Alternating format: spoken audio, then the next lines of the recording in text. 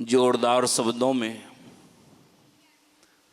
संत सद्गुरु का जय जयकार करें। बोलिए प्रेम श्री सद्गुरु, श्री सद्गुरु, श्री सद्गुरु। मंगल मूर्ति सद्गुरु, मिलब सर्वाधार। मंगलमय मंगल करनो, बिन बारंबार। धन्य धन्य सतगुरु सुखदाम, महिमा कही न जाए। जो कुछ कहूँ तुम्हारी कृपा, मोते कछु न बसाए। आदरणीय सज्जन वृंद, आदरणीय माता एवं बहनों, विषय है संत और सत्संग।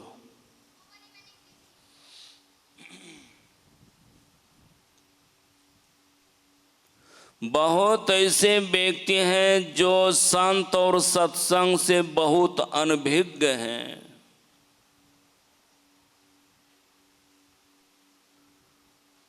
अगर अनभिज्ञ नहीं रहते तो सत्संग का महत्व देते।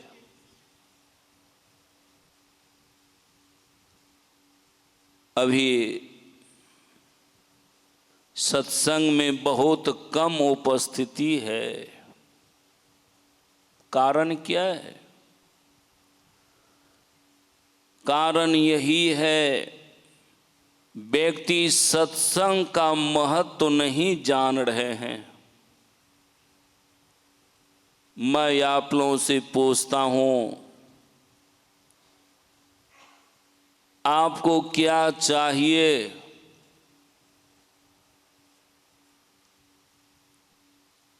तो यह प्रश्न करेंगे कि पहले बाबा हमको धन चाहिए, संसार में जीने के लिए धन चाहिए। धन के बाद महल चाहिए। महल के बाद आप सोचेंगे पद और प्रतिष्ठा चाहिए। इतना वैभव प्राप्त करने के लिए क्या करना होगा? बहुत दिनों की बात है, यही जालंधर क्षेत्र में बहुत पहले हम आए हुए थे। लगभग 83-84 के लगभग में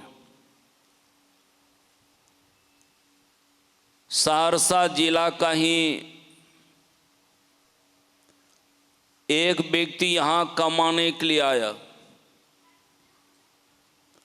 और उस व्यक्ति को हम देखते थे अपने घर पर बर्फ बेचता था, बर्फ बेचने का काम करता था। लोगों ने कहा कि ये बर्फ से तुमको क्या लाभ होगा, चले जाओ पंजाब। वह बंदा ने क्या किया, चलाया पंजाब। यहाँ पर आकर के सेलर में काम करने लगा। लेकिन मालिक से साठ-गांठ हो गया। मालिक देखा बहुत कर्मठ है, उस बंदा से कहा तुम घर चले जाओ और वहाँ से 150 बंदा को लेकर के आ जाओ, तुमको हम सरदारी बना देंगे। घर चलाया, 150 बंदा को ले आया, सेलर में काम कराने लगा, वो बहुत बड़ा सरदार हो गया। उसके सरदारी में हजारों बंदा काम करने लगा।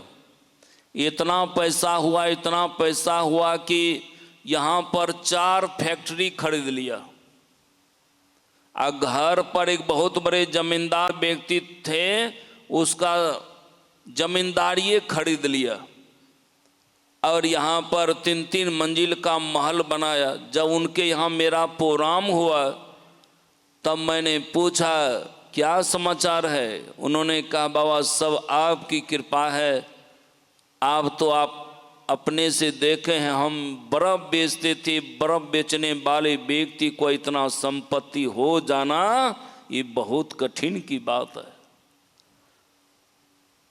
क्या कारण है, इतना धन हुआ उसको, क्या कारण है। आज देश में बहुत बड़े धनवान व्यक्ति हैं, मुकेश भाई अंबानी और अडानी, ऐसे ऐसे बहुत बड़े धनवान व्यक्ति हैं। क्या कारण है इतना धन हुआ। इसका मतलब है सत्संग में समय दान किया है, धन दान किया है, तन दान किया है, तो मिलेगा क्या। गोस्वामी तुलसीदास माँ लिखते हैं, सुनी समझही जन मुदित मन, मज्जही अति अनुराग, लहई 4 फल छत तनु, साधु समाज प्रयाग। कहते हैं उसको पहला ऑफर मिलेगा, अर्थ मिलेगा, यानी धन की प्राप्ति। इसके बाद धर्म की प्राप्ति, इसके बाद काम की प्राप्ति, जो इच्छा करेंगे सो पूरा होगा, अंत में मोक्ष की प्राप्ति। साधु संग की वासना ते गट पूरी हो, अरे मानुष तन सत्संग मिली भक्ति प्राप्त हो। जब आप साधु संग का संगति करेंगे, अंदर में वासना रखेंगे, सत्संग की वासना रखेंगे, तो क्या वो फल मिलेगा। सुनिए संत कबीर साहब क्या कहते हैं। बोले काया में सो गाना माँ बरारे लहरी, बोले काया में सुगाना माँ बरारे लहरी, अरे बरारे लहरी, बरारे लहरी, बोले काया में सुगाना माँ बरारे लहरी, बोले काया में सुगाना माँ बरारे लहरी।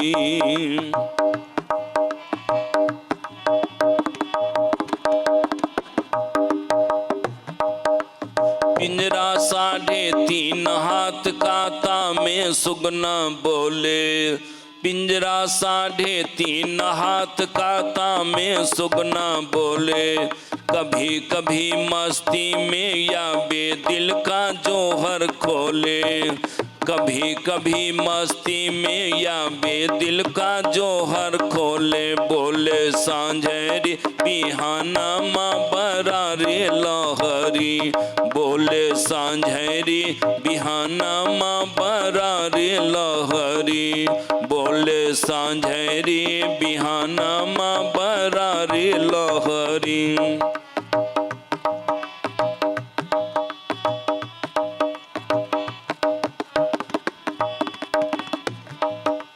पांच तत्व का बना है पिंजरा, में 10 दरवाजा, 3 गुणन का तार लगा है, बाजे सोहंग बाजा, झूमे प्रेम की पलंगिया बरारे लहरी, झूमे प्रेम की पलंगिया बरारे लहरी। अगर आपके अंदर में सत्संग की वासना है, पहला ऑफर मिलेगा मनुष्य शरीर, दूसरा सत्संग ऑफर मिलेगा, तीसरा भक्ति प्राप्त हो। संत महात्मा लोग कहते हैं अगर संत का संगति करोगे, जानते हो क्या होगा। आप कहाँ हैं? आप हैं संसार में, और संसार को कहा गया है भवसागर। भवसागर दरिया अगम,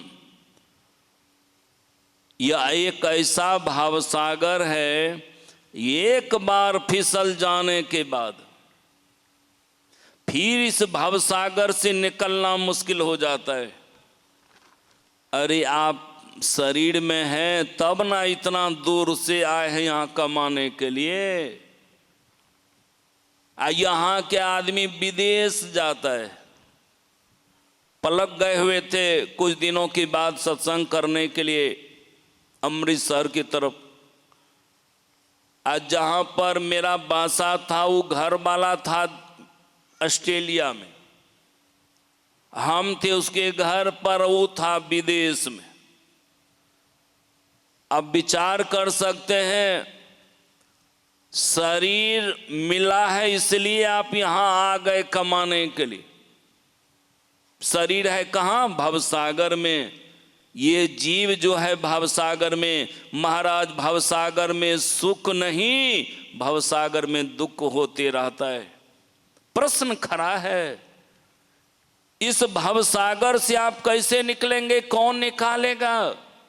भवसागर से निकालने के लिए एक संत सद्गुरु है। संत सद्गुरु के बिना भवसागर से नहीं निकल सकते हैं, नहीं निकल सकते हैं। धर्मदास जी महाराज कहते हैं, क्षतिगुरु बीच भंवर में नैया डूबल जात बा, कोई नहीं खेबन हारे बावना। सतगुरु बीच भंवर में नैया डूबल जात बा, कोई नहीं खेबन हार बावना। गौर से सुनिए, एक तो झांझर मेरी नैया, दोसर पवन बेहे पुरबैया। एक तो झांझर मेरी नैया, दोसर पवन बेहे पुरबैया। तेसर बोजा बोजल अगम अपार बा, कोई नहीं खेबन हार बाना। सतगुरु बीच भंवर में नैया डूबल जात बा, कोई नहीं खेबन हार बाना। चौथी गहरी है यह नदिया, पंचम कोई नहीं साथी भैया। चौथी गहरी है यह नदिया, पंचम कोई नहीं साथी भैया। सतगुरु बीच भंवर में नैया डूबल जात बा, कोई नहीं खेबन हार बाना। दौड़ो दौड़ो सतगुरु मोर, अब तो नैया डूबल तोर। दौड़ो दौड़ो सतगुरु मोर, अब तो नैया डूबल तोर। सतगुरु यबिक के बेरिया, खेबी लगा बहु पार बा, कोई नहीं खेबन हार बाना। सतगुरु अबिक के बेरिया, खेबी लगा बहु पार बा, कोई नहीं खेबन हार बाना। संत सद्गुरु ही आपको बेड़ा पार कर सकते हैं। इसमें से कुछ आदमी ऐसे होंगे बिना संत सद्गुरु का ही होंगे, अब वह व्यक्ति सोचते होंगे कि गुरु करने की क्या आवश्यकता है, संत को धारण करने की क्या आवश्यकता है। आप ऐसे समझिए, ये है परमात्मा, ये है परमात्मा, ये है जीवात्मा। दोनों बैठो, क्यों खड़ी। ये है परमात्मा, ये है जीवात्मा। ये जीवात्मा को परमात्मा से मिलन करना है। ये जीवात्मा को परमात्मा से मिलन करना है। ये जीवात्मा परमात्मा से मिलन कैसे करेगा, क्या जरिया है। जैसे लड़का और लड़की से संबंध करना है तो दोनों में क्या करते हैं, दोनों के बीच में अगवा रहता है। अगवा दोनों तरफ जा करके बात को पक्का करता है, दोनों को मिलन कराता है। अब जान लीजिए, अगवा क्या करते हैं, लड़की को लड़का से मिलन करा देता है। यही मामला है, बीच में जो संत गुरु होते हैं ये जीवात्मा को परमात्मा से मिलन करा देते हैं। ये जीवात्मा जो अलग है तब अलग नहीं रहेगा। जैसे ही जीवात्मा संत सदगुरु से मिलन करेगा, और संत सदगुरु क्या करेगा, उसको परमात्मा से मिलन करा देगा।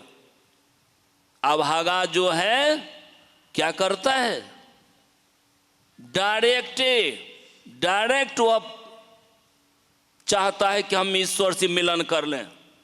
या आपको डायरेक्ट मिलन हो पाएगा, अभी तक नहीं हुआ है।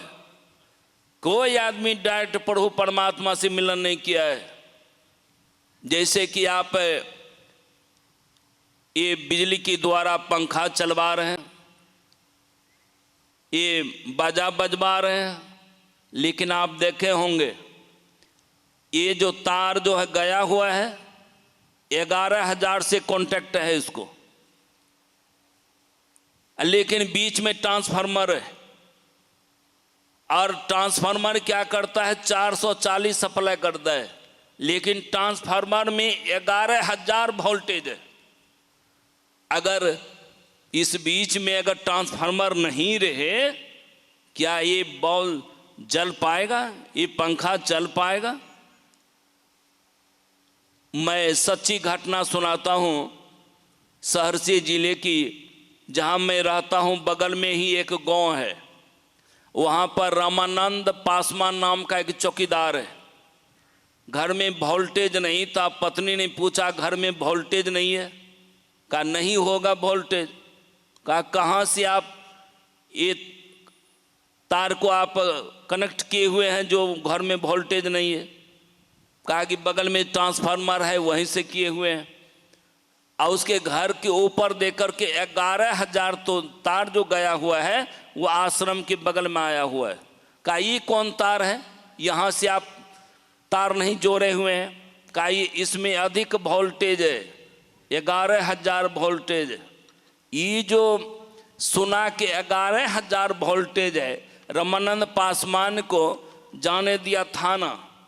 और वह उनकी पत्नी ने क्या किया, जहां तार जोड़े हुआ था 440 में, वहां से अपने से खोल लिया। खोल करके डायरेक्ट 11,000 में जोड़ दिया। जोड़ने का देर कि घर में आग लग गया और सभी घर जल के खत्म। 11,000 तार भी गल के नीचे गिर गया।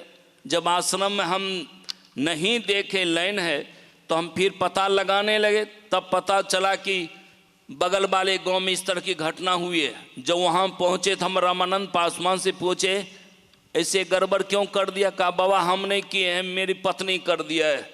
घर में वोल्टेज नहीं था। हम बोले वोल्टेज नहीं है, और हमसे पूछ लिया ये कौन तार है। हम बोले 11,000 है। कहा 11,000 क्या है। कहा उसमें अधिक वोल्टेज है। बाबा 440 में खोल करके डायरेक्ट 11,000 में लाइन जोड़ दिया। बाबा घरों जल के खत्म हो गया।